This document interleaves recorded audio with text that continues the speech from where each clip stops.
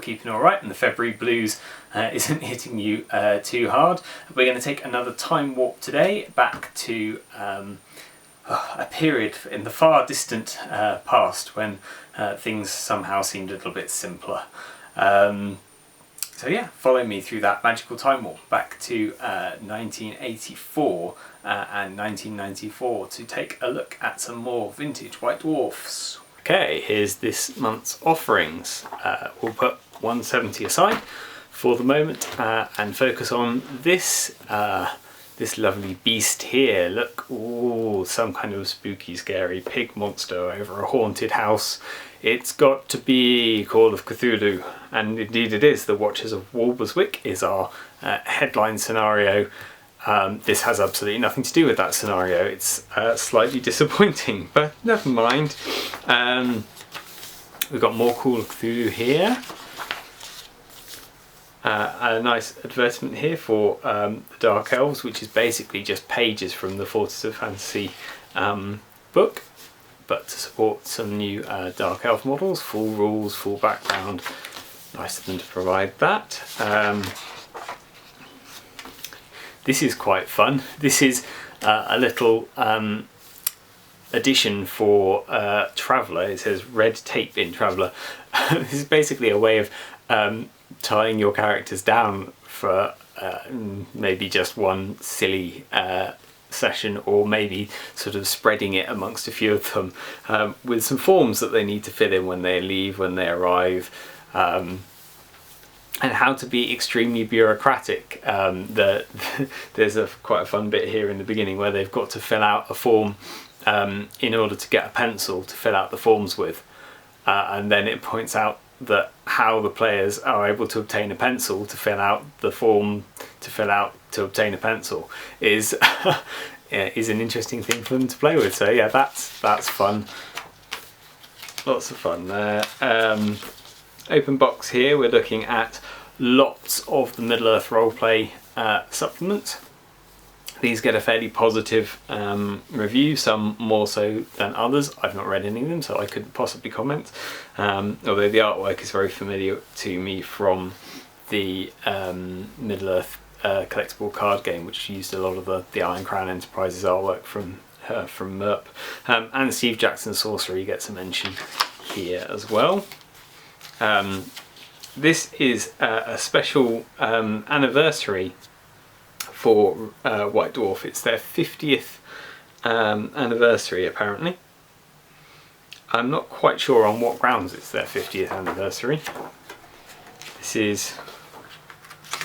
oh yeah, because it's the 50th. I was going to say it's not 50 years, no, but it's the 50th edition, of course. So yes, 50th edition of White Dwarf. So the characters Gobbledygook and his little apprentice Thrud, Griselda and Wolfhead. Argroth the Unwashed, we met him a couple previous episodes and I said, why isn't there a figure for him? Well, there's rules for him as well here, so we definitely need a figure for this guy now. And of course the White Dwarf himself. So rules for them for AD&D and for RuneQuest, not for Warhammer at the moment. Although, does the White Dwarf himself have rules from Warhammer? No Warhammer stats, just AD&D and RuneQuest. Here's some look at diversifying the nature of clerics in AD&D. And then we get to the Watchers of Walberswick, the Call of Cthulhu scenario. And I get very excited about Call of Cthulhu scenarios. I'm like, brilliant, investigative work. This one is pretty rubbish. This is an extremely derivative scenario, featuring some deep ones, and it basically it reads like someone's taken a Shadow over Innsmouth setting, got rid of anything that made it atmospheric or suspenseful or interesting, and then shoved it into a different setting. Yeah, it's not a good scenario, unfortunately, and absolutely nothing to do with this very nice haunting illustration on the front cover. Oh well. Hardware in RuneQuest. This is some more magical devices and things, and then we get to part 2 of the Key of Tirandor. You know, that very linear, quite contrived scenario that I wasn't particularly enthralled with in the last edition. Yep, here's the second part of it. The coolest thing about this is these 2 knights here, who are featured right at the front here. These are the guardians of the city of Tirandor, who appear as the adventurers approach, and they are magical guardians, and they are well hard, and they are set up to repulse all adventurers, and it goes through in great detail how they repulse all of the adventurers who come to try and get into the city. And then after giving you their stats, it says, inside the city, after the party has killed the guardians, at a touch of the still incomplete key, the doors will open silently and remain forever open. How did they kill the guardians? These guardians are well hard, and they're going to get rid of anyone who's coming in. There's no other way other than fighting them to get through there given, so the assumption is they're fighting these magical guardians, and somehow they're going to win. Okay, alright, fine, well, okay. Assuming he's run this scenario before he's sent it into White Dwarf, but never mind, there we go. Once they get into the city, they discover it's a very happy city, by the way, but it's a happy city full of illusionary souls, or illusory souls, people who've been sort of permanently subsumed into the city itself. And this whole thing reads like somebody who's doing a philosophy degree and has come up with this grand idea of what it means to be a real person as opposed to an illusion, and how our lives are actually a construct that we create, a reality of our own, and it goes off and it pulls in lots of different tangents, but I just don't see how that works as an interesting adventure, unfortunately. I mean, maybe as a setting, but this seems just thrown together in a way that it forces your players down one particular route, constantly down one route. They have no options, there's nowhere else for them to go. It's one route, one route, one route, and it feels like it's a teaching aid in a way to try and, you know, convey to your players that you have this grand philosophy about the way that life works. And if that's the case, just sit down in the pub and have a chat with them about how you figure that life works. Don't try and, you know, make your game a grand a grand repository for your philosophical wanderings. There are some cool characters in here. There's like this demon dude here, but it's just the ending is extremely weird. You know how in the first edition, sorry, in the first installment, it said this is good as a standalone because of this world where magic doesn't exist and how you've got to have control of your characters. Well, the ending, the way in which it's forced to end, because it can only end in that way other than the players dying beforehand, it forces each character individually. You know, the GM has to take each character individually aside and get them to choose from one of 8 paths, some of which return them to their original setting, almost like it was a dream and none of it happened, some of which turns the character into a completely different character in a completely different situation with a completely different degree of wealth, and it doesn't really make any sense. And then the last path, which is clearly the path that the author wants you to choose, because this is the one that gets 3 times as much detail as all the others, the dark way of death, where the player, you know, and none of this is options, by the way. This is basically a description to be read out straight to the player. They don't get any say in this once this happens. There's just their pathway through these lands where they meet and fight themselves, and it's all very symbolic and just naff. Ends up with them appearing back basically where they started, but with a load of random, or seemingly quite random, magical equipment that equips them better to do their job, live their life. It's just weird, and I really don't see the appeal of this at all. Anyway, never mind. Hopefully it will get better. But this is not one of my favourite White Dwarf campaigns. But to get us back on the right track, there's a Thread the Barbarian doing what he does best there in his little comic strip. A bit more programming, some advice on how to level up characters in AD&D. This is really just a discussion about how rapidly characters in AD&D should level up. But I actually found this more interesting. This is a discussion of Iron Crown Enterprises' One Ring to Rule Them All board game, which I've never played. I have another one by Iron Crown Enterprises called Riddle of the Ring that was a big favourite with me when I was a kid, and it's still I've played it a few times over the last couple of years, and it's still a decent game, but I've not played this one. Having read through this account here, it's very much seems like it's a board game of its era. It doesn't have any of the kind of Euro board gaming components that are now sort of prolific in the board game sphere, but it does seem like an interesting thing. It uses interesting mechanics of trying to hide things from the other player. I think it's a two-player. I gather that from reading this, that this is only a two-player game. A game of sort of bluffing and subterfuge, but there is some dice rolling mentioned in it as well, because it can't be an 80s or 90s board game if you're not rolling dice, of course. Some special items for assassins here.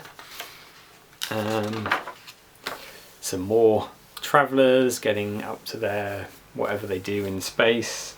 Gobbledygook munching down a hobbit. And some more adverts. There we go. So yeah, there's a bit more content this month than there was last month, but yeah, not the best White Dwarf scenarios in existence in that. Okay, let's turn forwards 10 years to a much more colourful, glossy White Dwarf 170. This is February 1984. We're back in the realm of tabletop miniatures games, Warhammer 40k being prevalent, and we've got the release of Dark Millennium, the supplement for 40k, of course. Tells you what's in the box. This is basically a several page advert for Dark Millennium, but we'll forgive them that. We've got some squat vehicles for Space Marine. We've got a mega sale, look, where you can get Advanced Hero Quest for £10, Tyrannid Attack for £10. You can get, where is it down here? Yeah, MB's Hero Quest for £10. Did I see Terror in the Dark? Yeah, Terror in the Dark, £5. Let's go back in time and pick up Terror in the Dark for £5 in the mega sale. Skaven characters, some more brightly coloured Skaven, and these are some more extracts from the Skaven Armies book. But it's kind of nice that, you know, between the last 3 or 4 editions of White Dwarf, you've probably got enough rules-wise to build yourself a pretty decent Skaven army without going and buying the Skaven army book. The only thing that you haven't got, of course, is the core troops, so you'd have to still be using the stats from a previous edition that you got, like 3rd edition, which, you know, would probably work. But yeah, in terms of special characters, you've got more or less all you need in here. Some more very bright and colourful Golden Demon miniatures. A look at a Dark Angels army from one of the store managers. Nice to have some slightly differently painted, although you can still tell that they're very influenced by the heavy metal paint jobs. Some Hobgoblin Sneaky Gits for Warhammer to complement the Chaos Dwarf lists that were in an edition previous to before I started doing this. A look at some Chaos Space Marines. Some advice on using Eldar in Space Marine. And then some Black Orcs to go with your Hobgoblins and your Chaos Dwarves. It's quite cool. Again, you've got the rules in here, so you can just add them straight in without having to wait for a new army book. And yes, of course, to accompany the rules for Hobgoblins and Black Orcs, we've got a battle report featuring Hobgoblins and Black Orcs. Although actually, now that I look at the list, there aren't any Black Orcs in this list. This list does have Hobgoblins, though. It has lots of sneaky gits in this army. A Chaos Dwarf army, and of course the Chaos Dwarves didn't get a lot of attention, certainly post 4th edition. They had their White Dwarf Presents Chaos Dwarf army book, which was slightly different to the others. It was just a collection of the various articles in White Dwarf that were dealing with Chaos Dwarves. And that was all they really got. The poor big-hatted fellows did not make it in the popularity stakes beyond 4th edition. And the Wood Elf army here, we've got Trish Morrison's Marauder Treeman, and then the rest of this army is that classic Mike McVeigh sort of red and white and blue, red and white and green stripy forces that we saw painted several editions ago, because the Wood Elves didn't get new models till 5th edition. And this is a fairly standard White Dwarf battle report of the time, but it's quite fun. It's certainly more entertaining to read than perhaps the Man of War battle report from last edition. I don't think we will be seeing any more Man of War battle reports in White Dwarf. I think that was an experiment that didn't work particularly well. And then we get to the catalogue pages. Chaos Dwarves, lots of Chaos Dwarves, Hobgoblins, a selection of the previous iteration of Wood Elves. And note that a lot of the Marauder ones didn't get into the catalogue, although the Marauder Treemen were sort of subsumed into the Citadel catalogue. A lot of the Marauder Elves, perhaps they weren't quite fitting with the style of the Jez ones. I don't know, they don't seem to have been subsumed in the same way that a lot of them did. So we've still got the archers here from Scarlock's Regiment of Renown, but without the champions. More Skaven-y things, Doomwheel, Marauder Skaven, although I don't really... And then they've stopped branding them Marauder now. They've just gone blue pages and yellow pages, but I don't really see why these are yellow, these are blue pages, because these are a lot of them new releases this month or the previous month. So I don't really understand the colour coding there when all of the rest of the Skaven are on yellow. But never mind. Black Orcs.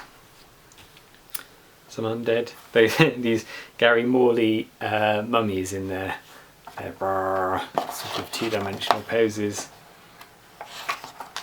These weird sort of blobby skull helmets on the core Marines. And the plastic Land Raider kit still in production there. And who have we got on the back? This is the Arbites from last month. The Space Wolves, because this was the month the Space Wolf Codex came out, and of course some Orcs, because that's what you got in the 40k box. So there you go. Neither of these are going to make it into my favourite White Dwarf issues, but you know, you win some, you lose some. Perhaps they're still recovering from their Christmas holidays. We'll have a look next month when we have a look at March 1984 and 1994. Join me then. Take care.